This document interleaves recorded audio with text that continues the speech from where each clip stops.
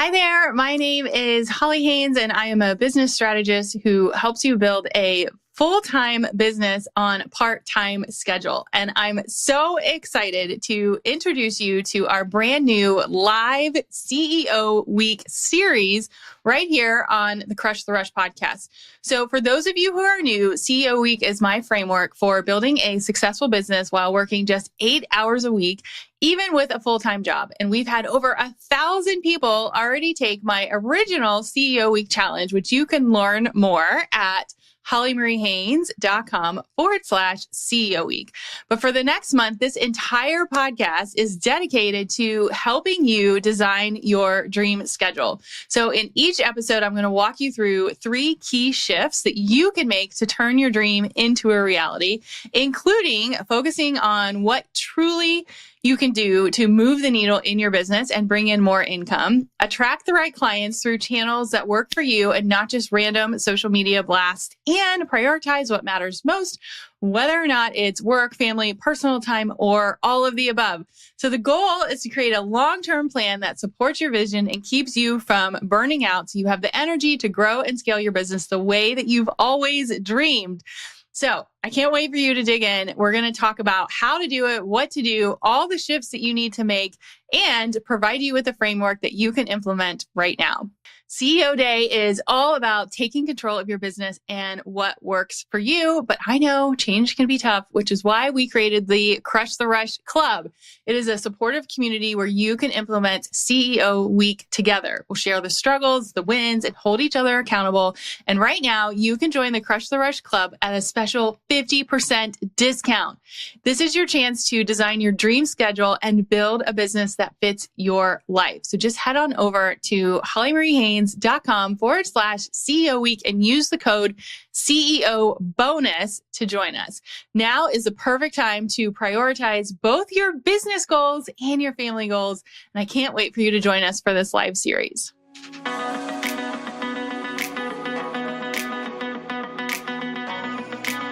Welcome back to this week's Pep Talk and our very special series on CEO Week. And for those of you who are new, CEO Week is my framework for building a successful business while working just 8 hours a week, even with a full-time job. And so far, over 3,000 people have taken the original CEO Week challenge, and you can too. Just head on over to hollymariehaynes.com/CEO Week. But as a special treat for you, for the next month, this entire podcast is dedicated to helping you design your dream schedule. So in each episode, I'm going to be walking you through 3 key shifts you can take to turn that dream into a reality. And the shifts are really focusing on what truly moves the needle for your business and bringing in income, helping you attract the right clients through the right channels that work for you and not just random social media blasts, and prioritizing what matters most, whether it's work or family or personal time. And the goal is to create a long-term plan that supports your vision and keeps you from burning out. So you'll have the energy to grow and scale in a business that you've always dreamed of. Sound good? So our first shift, last episode, 446, was all about finding your focus, right? So we covered how to implement a CEO day that actually works and not just a fluffy get your nails done and massage day, but you can also do that, but we're going to do this too. So today we're talking about shift number 2, which is Instagram is not a business strategy. You knew I was going to cover this topic, but we're going to cover it in a little bit of a different way. So here's what most people do when they go to scale their business.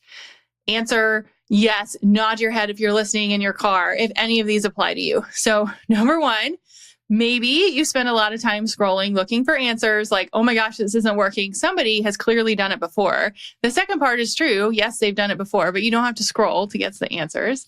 Number 2, maybe your entire business is based on what you post next, right? And then you worry like, no one purchased. I only got 2 likes. What do I do? We've all been there. Maybe you're nervous that you have no other way to build authority. You're like, what do I do if I don't post on social? So you start to feel overwhelmed. You don't know where else to go. And you're like, well, everyone else is posting. I should too. Maybe I should just boost a post, right? Has anyone done that? And you're like, will it work? Then you spend more money and then all your free time goes to social and it's an instant time suck. So The first phase of busting this myth is knowing that number one, not every week is the same in your business. And number two, Instagram is not a business strategy, but we're going to focus on the first one first. So in the previous episode, we chatted about what phase of business are you in, right? Like, what are you doing to do client attraction? What are you doing to work on sales? What are you doing to nurture your current clients, right? So we had a whole section where we were talking about like, well, what specific actions are you taking? So the CEO Week framework focuses on picking one goal for the week, and then your strategy follows. So hang with me for a minute. When you're thinking about your strategy to ultimately attract new clients and make more sales, instead of going right to social media and being like, what should I post? Which most of us do. I want you to ask yourself these questions, and I want you to write them down. And then this week, your homework is, I want you to share with me what they are, right? So look at your metrics. Look at all the metrics you can get your hands on.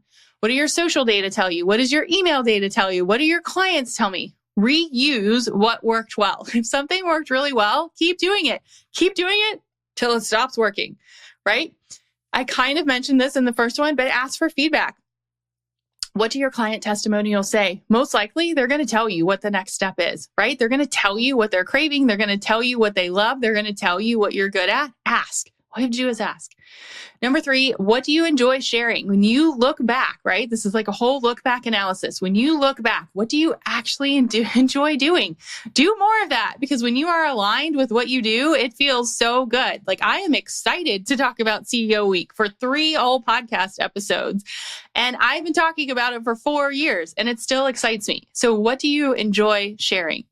And then we talked about it a little bit in last week's episode in 446, but what are you eventually going to ask for? What are you selling? What are your calls to action? If you are going to post on social, which is totally okay, like, have a strategy behind it so that you know what you're asking for and you're not just posting to post.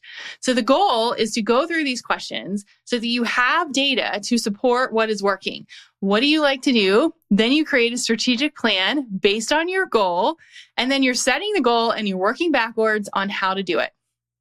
So if you're still with me, you might be asking, well, how do I actually implement it, right? Well, that's where theme days comes in, which is the whole sort of bread and butter of CEO Week, which again, you can join by going to hollymaryhaynes.com/CEO Week. But last episode, we talked about that the number one thing that you should do when creating your ideal CEO week is to create a CEO day, right? CEO day is a theme day, right? Remember, a theme can simply be 1 hour of focus. It doesn't have to be the entire day. So we created a CEO day to plan it and dream it, right? Now we're going to use the rest of the days of the week to create themes to actually do it. So I'm going to give you some examples of what that looks like. Introducing Content Day. Content Day is something every business owner should have, where you're making your message clear and you're repurposing copy so that you can get more visible in more places. So as an example, in most cases, I usually have 2 content days a week. A writing day, which again could be an hour or 2. It doesn't have to be the entire day. And then an implementation day, which is where we add in the tech and the scheduling and the graphics. But I have found if you do them both in the same day, it can be super overwhelming, and then that's where people stop. So in this very simple example, you can see how theme days can save you so much time and focus, because now we have CEO day. We're stepping into the CEO role of our business. And now we have content days where we're actually thinking about and strategically working towards the goal that we set in CEO day. So ideas for content days can include repurposing. How can your content be shared in more than one place? Visibility. Are you pitching yourself? Do you want to be in the press? Do you want to be in live events? Do you want to be a guest speaker? How are you becoming more visible? Community. Remember that 80-20 rule. How can you engage with your community more? Be an active member of a group that you're a part of. And accountability. Remember that you can repeat this schedule every single week. So consistency here is going to trump talent, because most people will not follow this for more than 1 week. And if you can do that, you are already going to be ahead of the game. So I want you to write down on your calendar, when is your CEO day? when is your content day? And my guess is you should probably have 2 content days, one where you're creating, one where you're scheduling and sort of working in that technology creative piece, right? And remember, we have over 3,000 case studies of this. So I'm telling you, it works. It is as simple as scheduling your theme days. So in episode 436 and 438, we go through our entire content strategy and what I do on these days. But your homework is to create your content day for this week, right? For this upcoming week or 2, and stick to it. So I also wanted to give you another view and sort of an impact case study of this theme day method.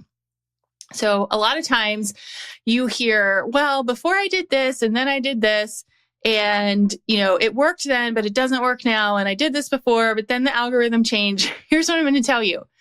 I have not missed a CEO week in 4 years. Like I'm telling you, this works, which means every single day I have a theme day for what I'm working on in my business. Some days I work an hour. Some days I work less, some days I work more, but the base is always the same because the themes are built on the strategic part of my business, right? The themes are based on what is going to help you grow and scale on your terms. So I will share that my monthly income, what I bring home monthly is currently 2 times my corporate salary. And that is replacing that from a 22-year corporate career. And I always hesitate sharing numbers because I honestly don't think the numbers matter. And I've been sharing a lot lately that, people say they make $1 bajillion, but like what really matters is you have time with your kids. Can you go to yoga? Are you taking care of your health, right?